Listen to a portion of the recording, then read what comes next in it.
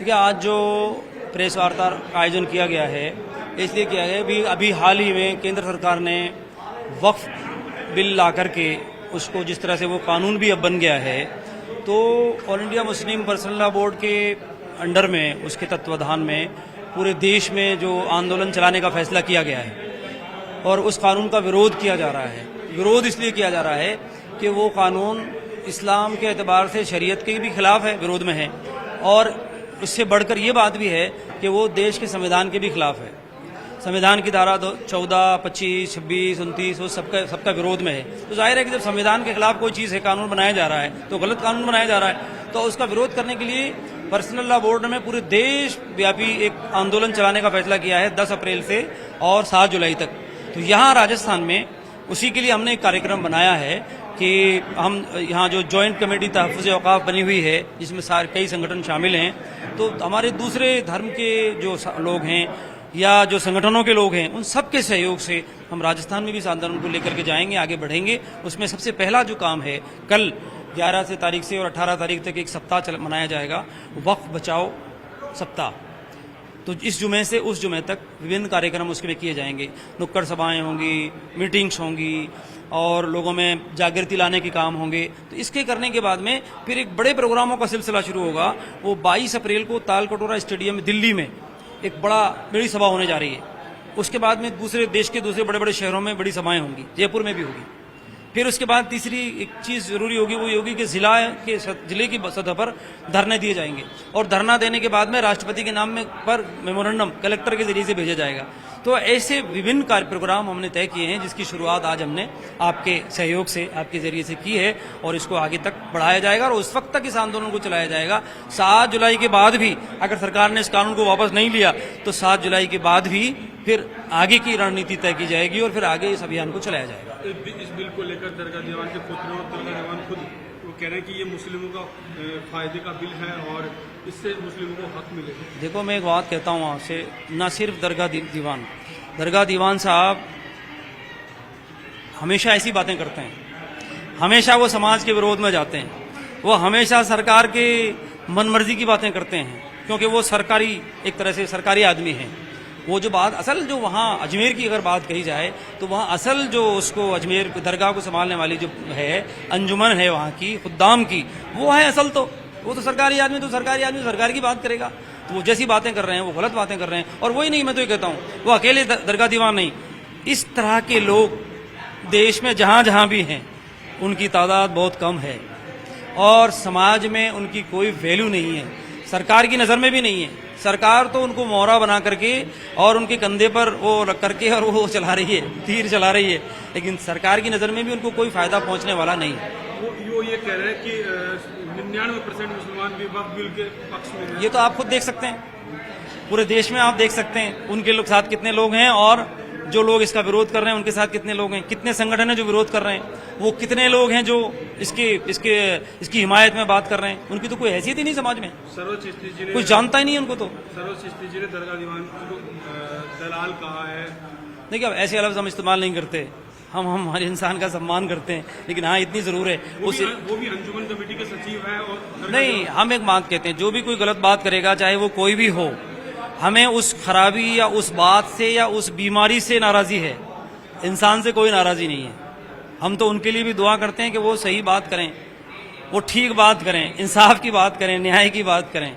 ऐसा लफ्ज़ हम नहीं बोलते और वो उनका अपना एक व्यक्तिगत उनकी आपस की जो बात है वो हो सकती है, लेकिन हम अपना जो मंच है हमारा, हम ऐसे मंच से ना तो हम कानून के विरोध में कोई काम करेंगे, शांतिपूर्वक तरीके से हम इस अभियान को चलाएंगे और हम कोई ऐसी चीज़ नहीं करेंगे जो संविधान के खिलाफ हो, कानून के खिलाफ हो। कोलकाता के रामलीला मैदान में जमीयत उलेमाए हिंद के तरफ से आज वक्फ जो कानून बना है उसके खिलाफ यहाँ पर प्रदर्शन रखा गया है और आप देखिए बड़ी संख्या में जो मुसलमान समाज के लोग हैं वो यहाँ पर इकट्ठा हुए हैं और उनका विरोध प्रदर्शन है वक्फ के खिलाफ कि आखिर जो ये कानून बना है वो हित में नहीं है, ये कहना है इन लोगों का। हमारे साथ कई लोग यहाँ पर मौजूद हैं।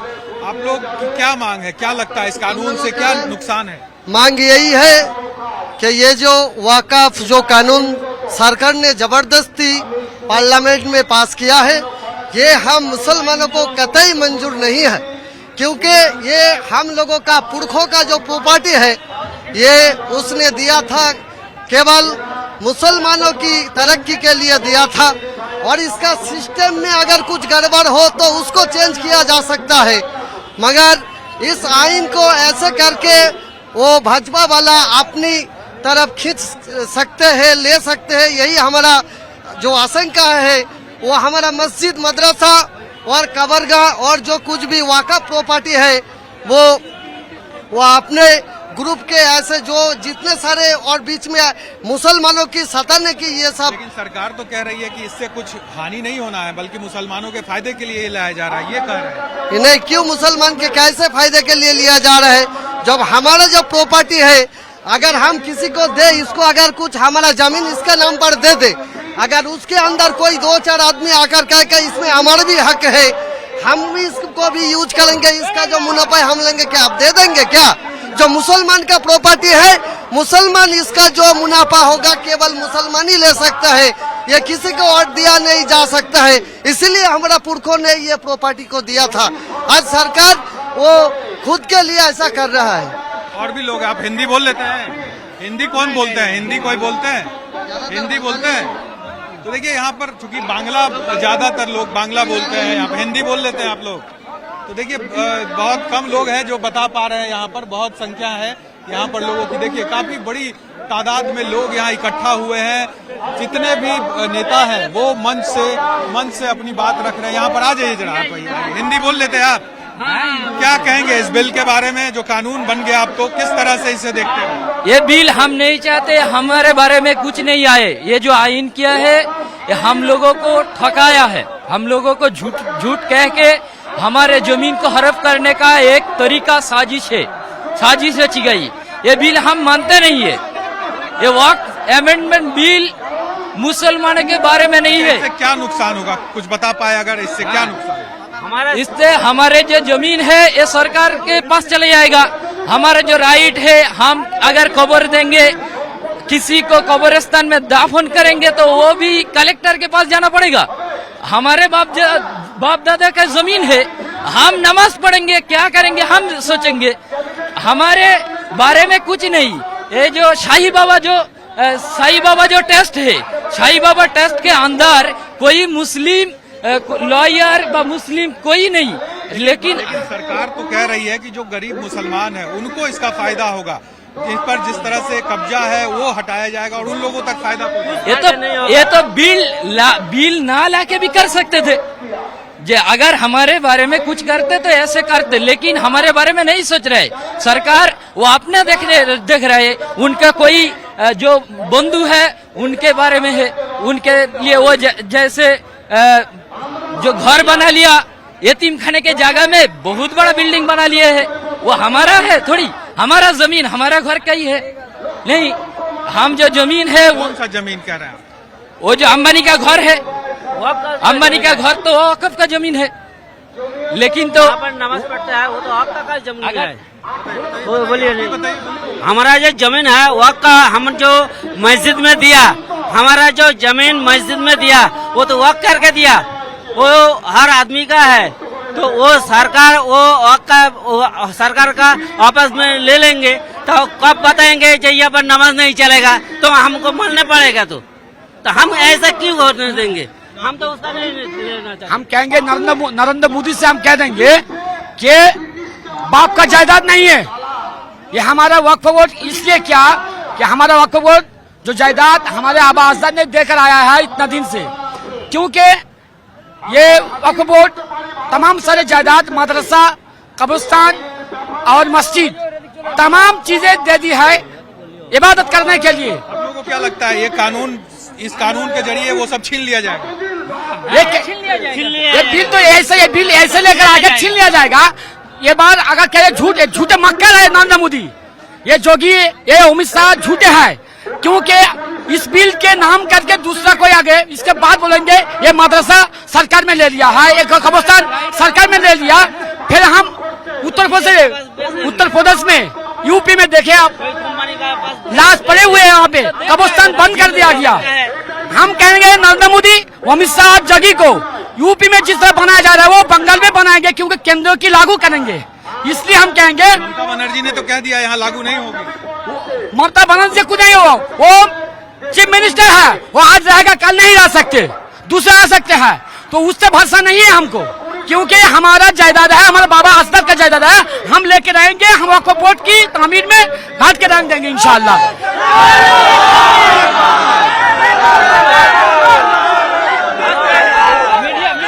देखिए बोलिए सवाल। किस तरह से इस कानून को लेकर लगता है आप लोगों को कि आप लोगों की संपत्ति छीन ली जाएगी, आप लोगों को कुछ हक नहीं मिलेगा? ये देखिए, भारत सरकार तो कह रही है कि सारा हक मिलेगा मुसलमानों को, आपकी संपत्ति का हक आप ही को मिलना है। देखिए, आप मेजोरिटी में पार्लियामेंट में आए हैं, ठीक है, आप मेजोरिटी में आए, इसका मतलब ये नहीं कि आप मेरा घर कब्जा कर लीजिएगा। आप आइन जो पास कर रहे हैं, ये आइन आप प्रेशर में पास कर रहे हैं। आपके पास एक मुस्लिम एमएलए एमपी तक नहीं है, आपके पास एक मुस्लिम नुमाइंदा नहीं है, फिर मुस्लिम के हित में आप बात कैसे कर रहे हैं? आपने जानबूझकर मुसलमानों का समाजी, मुआसी और मजहबी हक को चोट पहुंचाने के लिए ये पार्लियामेंट में कानून पास किया। ये कानून आपको मैं बताता हूं, 1896 में जब ईस्ट इंडिया कंपनी थी और 1913 में जब लिंटन दिल्ली में आए थे, ईस्ट इंडिया कंपनी ने वक्फ बोर्ड को छूने की कोशिश की। आज ना उसका हुकूमत रहा, ना उसकी सल्तनत रही, वो बर्बाद हो गया। पहले आपको मैं बता दूं वक्फ माने क्या है। वक्फ होता है कि मैं अपने खाटी जायज कमाई से जो चीज पाया हूं, मैं उसमें से कुछ हिस्सा अल्लाह के राह पे दे रहा हूं। तो जो चीज अल्लाह के राह पे दे दी गई, वो अब मुसलमान का भी नहीं है, हिंदू का भी नहीं है, सिख का भी नहीं, ईसाई का नहीं है, वो सिर्फ और सिर्फ अल्लाह की प्रॉपर्टी है। और जो कुरान का हुक्म होगा कि इस जायदाद पे क्या करना है, हम वो करेंगे। हम आइन पास करके, आप बंदूक की गोली से अगर आगे आना चाहते, आइए, वी आर रेडी, हम रेडी हैं। हम जलियांवाला बाग में भी रेडी थे, हम जब आप एनआरसी का कानून लेकर आए उस वक्त भी हम रेडी हैं, अभी भी हम रेडी हैं। आप ताकत के बुनियाद पर और एक नॉन एडुकेटेड पर्सन जिसके अंदर में सिविक नॉलेज नहीं है, वो हिंदुस्तान के कानून को जिस तरह तोड़ मरोड़ कर लोगों को गुमराह कर रहा है, हम उसके खिलाफ आज रामलीला मैदान में इकट्ठा हुए। ये सिर्फ आज का तहरीक नहीं है, जब तक ये कानून वापस नहीं होगा ये तहरीक चलती रहेगी और इसके लिए हम तैयार हैं। प्रदर्शन आप लोगों का जारी रहेगा जी, प्रदर्शन विरोध जारी रहेगा जब तक काला कानून वापस नहीं होगा, ये जारी रहेगा। इसलिए कि देखिए, आप खुद समझिए कि आज हमारा इकोनॉमी कहाँ है। इकोनॉमी की बात नहीं हो रही है, शेयर मार्केट कहाँ गिरा उसकी बात नहीं हो रही है, पेट्रोल का दाम बढ़ गया, गेहूं नहीं है, चावल नहीं है राशन कंट्रोल में, और लोगों को 85 करोड़ आदमी को 5 किलो चावल से तौल दिया गया। हम सबको गरीबों को रेखा में ला दिए। अब जब आदमी गरीब हो गया तो अब उस पर ताकत की लाठी चला रहे। चंद पूंजीपति को खुश करने के लिए ये कानून लाया गया, इसलिए कि रिलायंस का जो स्टेट बना हुआ है वो वक्फ प्रॉपर्टी पर, सुप्रीम कोर्ट में वक्फ बोर्ड वालों का केस भी चल रहा है। अब वो अपनी दौलत के ताकत पे नरेंद्र मोदी और अमित शाह को पॉकेट करके ये कानून को पास कराने की कोशिश कर, सिर्फ अपना बिल्डिंग बचाने के लिए। ऐसी बहुत सी प्रॉपर्टी है वक्फ जमीन में जिसमें नाजायज बिल्डिंगें बनी हुई है। वक्फ देखिए, जो रेल बेच दिया, LIC बेच दिया, और भी जितना कीमती सामान है देश का सब ये बेच रहे हैं, कॉन्ट्रैक्ट में दे रहे हैं। किसको दे रहे हैं? सिर्फ 5 आदमी को दे रहे हैं। और देखिए, जो लोग बड़ा बड़ा रुपया लेकर देश से चले गए, उसके लिए पार्लियामेंट में कोई कानून नहीं है। जो लोग भाग जा रहे दुनिया, इंडिया का जो एसेट लेकर, उसका कानून नहीं है। अब मुसलमान अमन से रहने वाला कौम है। आप बताइए, आप अपने नजर से कभी देखे कि हम जुमा के नमाज में रास्ते में नमाज पढ़कर कोई वायलेंस किया? आज तक इतिहास में नहीं है। लेकिन पुलिस आकर नमाज पढ़ते हुए लोगों पर लात मार रही है, तो ये क्या है? ये दर्शाता है कि हिंदुत्व बोलकर हिंदुओं को गुमराह किया जा रहा। हिंदुओं का जो मजहब उसका नाम है हिंदुइज्म, हिंदुओं का जो मजहब है उसका नाम है हिंदुइज्म। हम उसका एहतराम करते हैं, हम उसको मानते हैं। इसलिए रामायण, महाभारत, गीता, ये तीनों हमारा यहाँ पुराण, ये 4 किताबें जो हैं हिंदुस्तान की, इस पर पूरी मुसलमान अपना मिजाज नॉर्मल रखता है। हम किताब के खिलाफ नहीं है, ना रामायण के खिलाफ, ना महाभारत के खिलाफ, ना हम पुराण के खिलाफ, और ना हम हिंदू के खिलाफ है। लेकिन ये सरकार हिंदुओं के नौजवान तबके के जज्बात को इस्तेमाल करके मुसलमानों के खिलाफ एक खतरनाक माहौल खड़ा कर रही, सिर्फ हुकूमत चलाने के लिए, अब 5 लोगों का दिल खुश करने के लिए। बिल्कुल, तो विरोध जो है वो चल रहा है। आप लोग बोलेंगे, हिंदी बोल लेते हैं, क्या कहेंगे? हम ये कहना चाहेंगे, जो बिल पास हुआ है, ये बिल जो है वो अपने वापस ले लें, क्योंकि इनकी वजह से जो है सारा हिंदुस्तान के हर स्टेट में जो है ये आंदोलन किया जा रहा है और अपना हक मांगा जा रहा है। क्या क्या हक माना जाएगा, क्या हो जाएगा? इस बिल कानून बन गया, ये तो कहा जा रहा है कि जो गरीब मुसलमान है उनको लाभ दिया जाएगा, जो उनको हक अभी नहीं मिल रहा है वो हक उनको मिलेगा इससे। सबसे पहले तो हमें ये समझना चाहिए कि ये वक्फ बोर्ड क्या है, क्योंकि हमारा मेहनत का कमाई हम उसको मदरसा में देते हैं और मस्जिद में देते हैं, इसलिए ताकि हमारा बच्चा जो है वहाँ इल्म हासिल करे और सही दुनिया में जो है चल सके। और आज उसके लिए जो है बोला जा रहा है वक्फ बोर्ड को जो है कि ये हमारे हवाले की है। हम क्यों करेंगे? हम अपना प्रॉपर्टी क्यों करेंगे आपके हवाले? क्योंकि ये हमारा हक है। जी, विरोध जारी रहेगा आप लोगों का? जी, जब तक हमारा हक हमको वापस नहीं मिलता है हम ये करेंगे और अमन सुकून के साथ ये आंदोलन करेंगे इंशाल्लाह। हाँ, वो मैं आपसे फिर से ले लेता हूँ और लोग से सबकी बात आ जाए, और कोई अगर हिंदी में बात करेंगे तो